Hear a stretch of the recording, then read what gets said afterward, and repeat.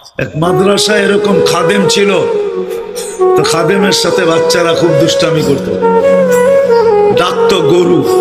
কি হ্যাঁ, পড়ার সময় গরু ডাকতো।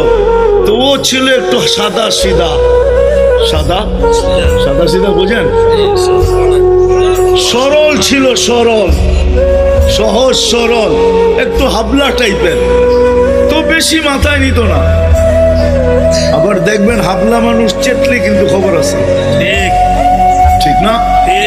একদিন বৃষ্টি হইতেছিল প্রচন্ড, এর দায়িত্ব ছিল ছেলেদেরকে খানা পরিবেশন করা।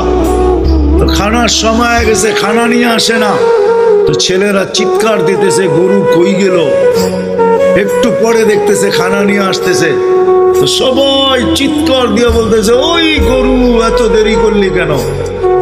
বাস সরল সহজ তো লেগে গেছে মাথায়।